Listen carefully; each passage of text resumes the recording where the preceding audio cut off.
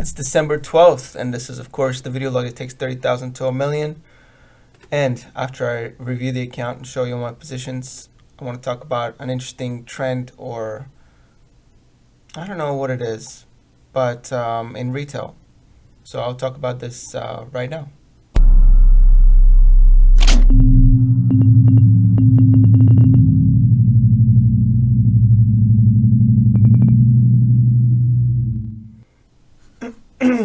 So going into the account, I'm sitting at an all-time high, another one, over $138,000. Super happy about that. I really like when the all-time highs keep rolling because they keep rolling for quite a while. Some of the biggest contributors to today's all-time high is Apple. These are the options on the right, and this is the ticker, the strike price, whether it's a put or a call, expiration date, number of contracts, whether it's a seller or a buy, and then on the right here you have the daily valuation change of the contracts. You can see that excuse me, Cameco is deep in the red because the stock is actually going up, and I have calls sold against virtually all of it. Not virtually, pretty much all of it. Not pretty much, all of it. So I'm gonna have no Cameco left if the price stays up until above 1150 for the rest of the month and into January. So Schlumberger actually went down a little bit, so my call option erased some liability. So here they are. I'm going to scroll through them a little faster. You can pause your video at any time to try to review the positions if you want.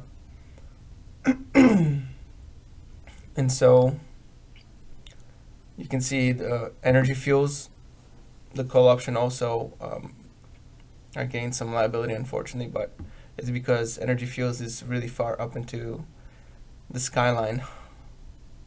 Everything else looks fairly normal. Here's energy fuels again. Okay, so these are the equity positions. Apple had a really nice day today, and I want to talk about Apple a little bit if I remember.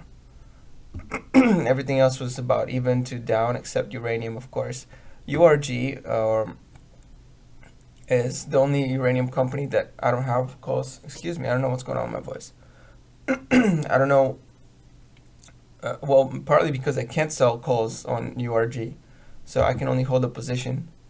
So up $133, but the chemical and energy fuel gains are really not that important at the moment because they're past my call strike options strike prices. Energy transfer has been disappointing, but it's gone down with the oil sector, so it's normal. It seems like the virus trade is back on. The tech's going up, Tesla's going up, oil is going down. I don't know what the financials are doing, but I'm guessing they're going down. Real estate's going down a little bit. And I have a tiny position of SH here, which is actually paying off today. Which it's a fund, ETF that tracks the short position of, it's the inverse of the S&P 500. This is my watch list, and my watch list has been getting killed. So if it continues to go down, I may start swooping some of these names if you're interested in what I'm watching. This is the account tab over here. I have over $5,000 in cash now, so I'm, just like I mentioned on the last episode, I'm trying to accumulate some cash.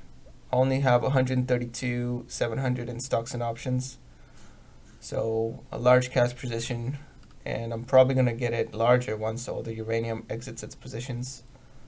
This is the total return assorted positions. Apple is obviously number one. It's my largest and most profitable position.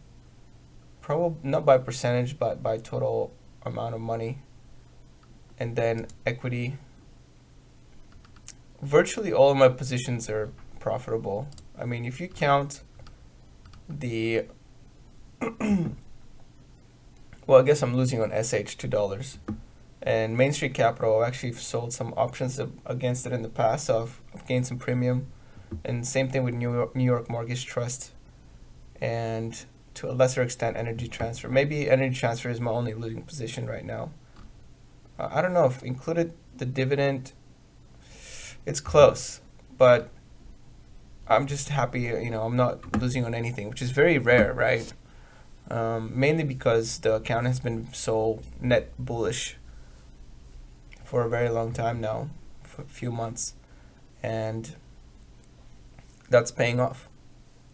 And now I'm starting to accumulate some cash, and I'm getting some SH. So I'm trying to collect on the fact that the markets ran up so high, and it just seems a bit fragile at this point, to where some kind of negative sentiment will sway the market down maybe 10, 5, 10, 15%. So I'm kind of waiting for that. If it doesn't happen, that's fine. Apple can still go up, realty income can still go up, Main can still go up. I'll have to make a video about this. It's a REIT, basically. It's based on kind of manufacturing. So all this stuff can go up still. I mean, I have Russian market, which is up today, even though oil is down. Precious metals are up, which is another one of the COVID trade, the virus trades. It's very interesting stuff going on in the account. Okay, so a couple things I want to talk about today, right? It's one is a little trend. Well, first, let's talk about Apple. So what's going on with Apple is that it seems like there was an article out today that stated the demand for the phones, for the higher end phones, the ratio is kind of switching. So people are preferring the higher end phones now instead of the lower end phones. And that can only mean two things. Okay, one is that the profit margins are going to be higher, right? Because it takes just a little bit extra money to make the high end phones, and the margins on the high end phones are a lot higher than the lower end phones because they're going for efficiency. So not only is the next quarter going to be higher, but the quarters after that, which is what not a lot of people are talking about, is that they can now start bumping up the price on their phones again. If you guys remember, they reached the limit on that, on how high they can charge for their premium phones, because people kind of stopped buying them. They capped out, right? But now it seems like there's a push again towards the higher end phones. So now maybe, perhaps they can start raising prices again. I mean, there's a lot more money out on the table now. There are more rich people on earth now than there ever were. There's a lot of currency, a lot of devaluation of currencies. So people can afford, maybe not you and I, not most people, but more people can afford the higher end phones. Well, I can, I guess, the higher end phones than before. So I think that Apple is looking really, really good at this point, and I'm happy to own it. I'm happy to still own the options, the three of them that I have left, and I will be exiting one of them if Apple shoots right through 135.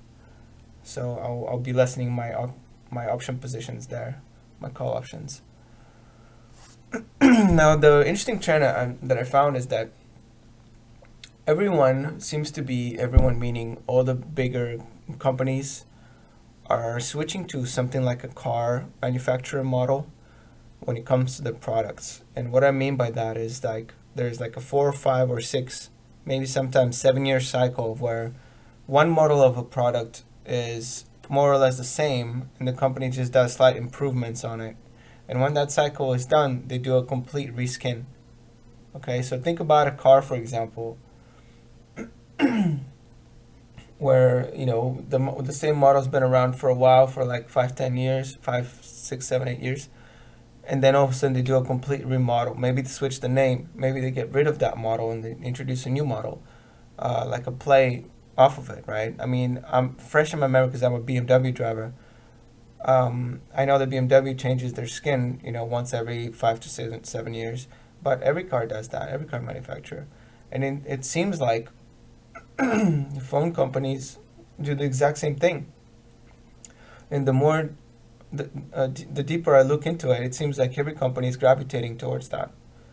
So, like Apple, for example, the phones, the same skin, the iPhone 10 skin's been around now for a few years, and the iPhone 12 looks more or less the same. It's just there's little tiny improvements on the overall aesthetic design, which is, the rougher edges, the square kind of build instead of a more roundish look. But it seems like every single company I look, they do the exact same thing. I mean, so I'm just kind of curious how far this trend will go and how many more companies will pick up on it. And I want to look further into the economics of this kind of, not, I was going to say phenomenon, but it's not phenomenon, tendency. Okay, and why companies tend to gravitate towards that, 5-7 year cycle. And it looks like they like to do an upgrade every year, just like the car companies, right? They come up with a little tiny upgrade every year to keep it fresh, to keep selling, and then they work on their real big cyclical remodeling every 5-7 years or so. So I want to look some into it a little deeper, but I just kind of noticed that, and it's really interesting to me, and I'm trying to look for some material on that. So if you have some material to shoot my way, so I can try to do a little research, let me know. And also, I'm just super psyched, to celebrate another all-time high on this account. It's moving up very fast, and I'm really enjoying that. Let me show you the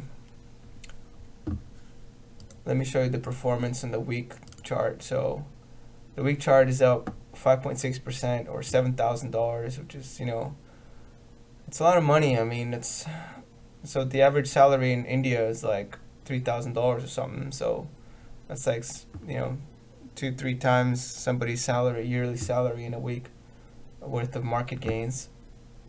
The month is 13% or $16,000. The 3-month chart is 13.35 and 16,000, so pretty flat from a month ago. And this is the yearly chart, which is 60%. I mean, that's incredibly significant. I was just watching a Warren Buffett video about how he says that, some of the best, he knows like maybe 5 or 6 people in the world who can compound money at 50% per year.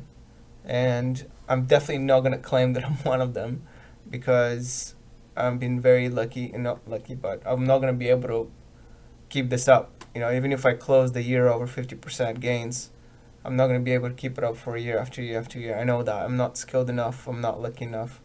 However, there are some people who, make a bet on one really strong horse, like maybe a Tesla or an Apple or some kind of mega compounding company, and they actually are able to beat, these managers, let's call them, consistently without having to do much except believing in the ability of one company to outperform. So it's a very interesting concept, and I've also been thinking about that and reading and listening to, podcasts, shows, videos about that as well. So, all right, those are all my thoughts for today. I'm going to end it right here. Hopefully I'll make another video on Thursday, and hopefully y'all are making more money than I am. It will be hard this week, because it's been a really, a very good week for me, but hopefully there's some of you that made more money than. All right, I think I'm going to end it right there. Peace out.